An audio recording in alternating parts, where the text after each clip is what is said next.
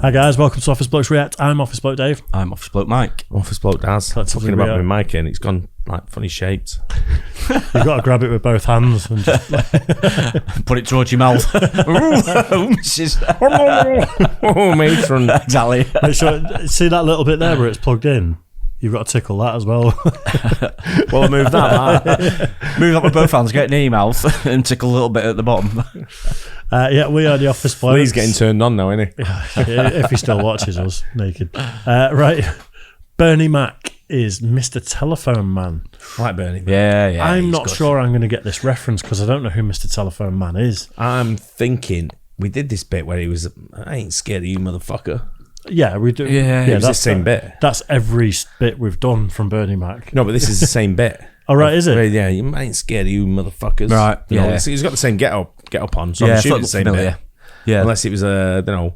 But I'm thinking Mr. Telephone Man is something along the lines of Telephone engineer, maybe? No? No. I'm thinking is when you're doing something and someone calls you.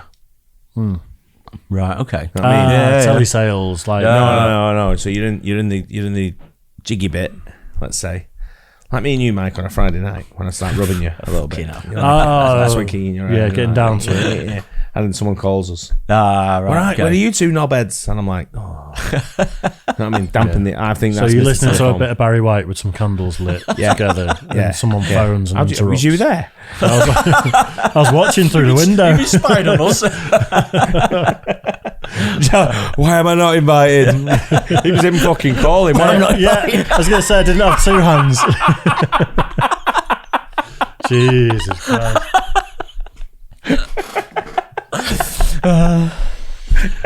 Bernie Mac is Mr. Telephone Man. Why have we been saying he's scared of Mr. Telephone? He's not. Is Mr. Telephone Man? Oh, I don't know. Maybe I've got it all wrong. Did I then. say Bernie Mac's not scared of Mr. Telephone Man? It was a long time ago. I'm thinking it's something to do with that. Like someone calling you when you're into the jiggy bit. Right, me and Mike, and you watching out the window, phoning us up. Cranking one out. Beer at lunchtime is a problem. Let's do it. Bernie Mac is Mr. Telephone Man. Yeah. Ain't scared of you, motherfucker.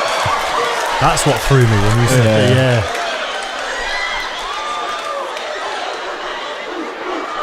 And you know what's funny when you make love to a woman and she on top and the phone ring? There you go. That's some funny shit. When she on the phone ring, man, every time she, the phone be ringing, ring, ring. You get cool and shit. Ring, baby, don't answer. Ring, I gotta answer. Ring, baby, don't answer. Ring, it might be a job. Ring. And every time, she pick up the phone, start fiddle-faddling with, when she pick it up every time she try to talk, give her the dick. She'll be like, hello.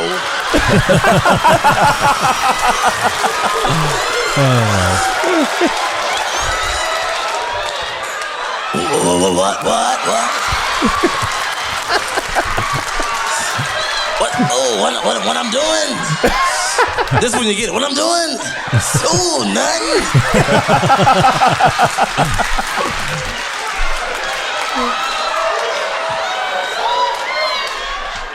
But I love my black peoples.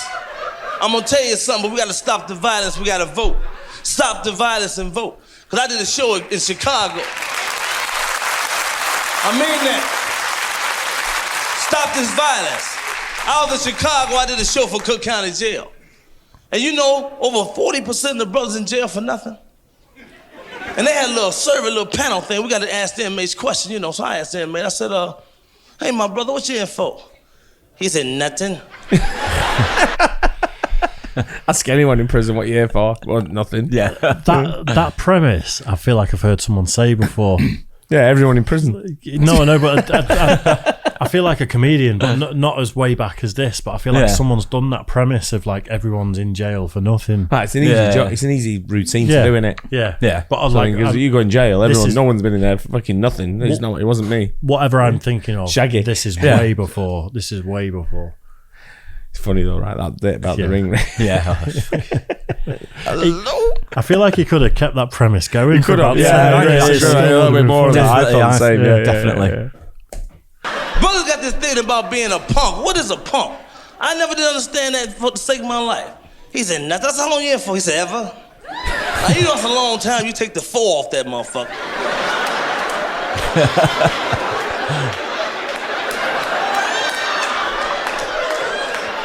I said, man, so what you in for? I ain't no punk. I didn't tell on my boy.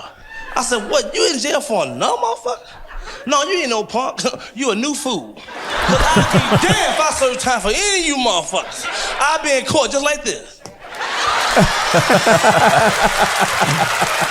Judge be like, who are you? I'd be like, punk. Your Honor, he killed that motherfucker. Shot him in the head 4 times, kicked him in the face. I tried to call you, but the line was busy. Have we seen that prison bit? Don't think we've seen that. The only one I've seen him with that get-up bit is like, motherfucker. Yeah, definitely seen that bit. Yeah, definitely. Is he still going in? He's dead. Is he dead as well? Yeah. Jesus Christ. I wonder if I've seen someone just completely rip that off, because it seemed the end bit with prison and how I'd hold my hands up and it's an easy joke though, isn't it? I know, but like it seems more than the premise, like the delivery and stuff. I feel like that's so familiar. We haven't done that one before, have we? I don't know. No, I've not seen that before. Like 2,500 reactions in at this point. I was going to say, so, quite a lot. I've not seen that before. No. I remember. No, you would have remembered. I would guess. The first bit, especially the first bit. But he's a funny guy, though, isn't he? I love his style. It's just unique, isn't he? Just different. You can't understand the fucking word he says. He's difficult to pick it up, isn't it? But, yeah, but he's. I'd love to see. I'd have loved to have seen him live. Yeah, because you know what? I reckon he could have been, if not is.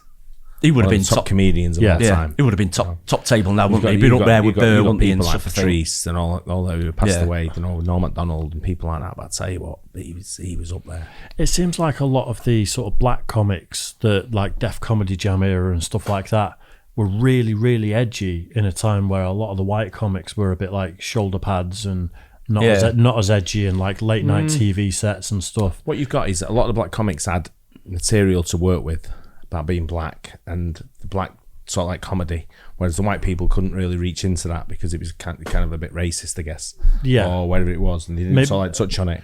Potentially, like the white people weren't oppressed in the same sort of way. Correct, so like, but what are they going to joke about? Listen. When you get a black comedian talking about growing up shit, I grew up shit. Oh no, yeah, absolutely. And you get the white people who grew up shit in that kind of way. It's probably more systemic in the 80s and the 90s. But I was 70s, grew up in a systemic shit life sort of thing, and the black people had the same life as we had, and we grew up around a lot of black people.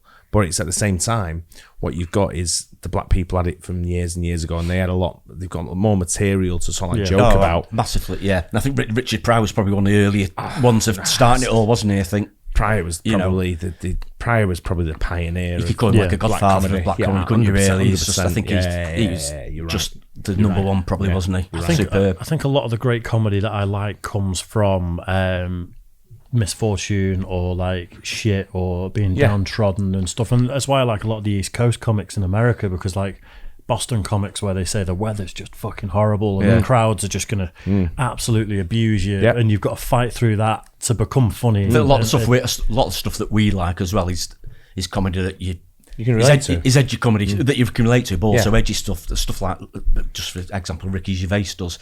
Some really strong stuff, don't they? Where you think, should you be joking about that? But they make it funny still, don't they? It's stuff you can. It's not talked about every day. Yeah, absolutely. So when people come up and say like, "Oh, I'm disabled," and then you make fun of disabled people, or you make fun of mentally challenged people, or you make fun of different races or whatever it may be, that's comedy to me, because no one should be off the table.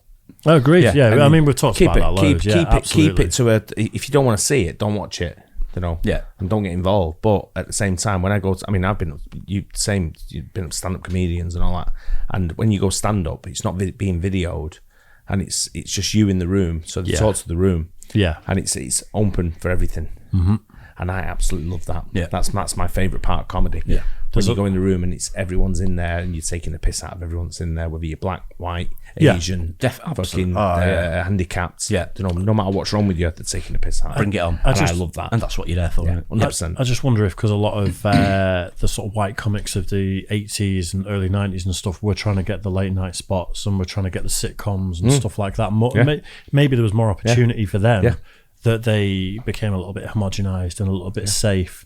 and it was like these guys were carrying the torch for the type of comedy we love nowadays, where it's like edgy, it's offensive. 100% right, mate. 100% right. And when you look at my favourite comedians at the moment, Dave Chappelle, Cat Williams, Bill Burr, they don't give a shit about what they say or what they do, or you know how they portray it when it comes out, because it's comedy. Yeah, and that's exactly what it is. But I think they've always been like that as well. It's not like they've just started. They've not changed. They've not just started because they've become famous and done well. They've been doing it all. That's what's got them where they are today. 100%, mate. 100%. Yeah. But true. I love that, mate. It's good. It was good. Yeah, really good. That was very funny. Hope you guys enjoyed it too. Don't forget to like and subscribe. We'll catch you on the next one. Cheers. Guys.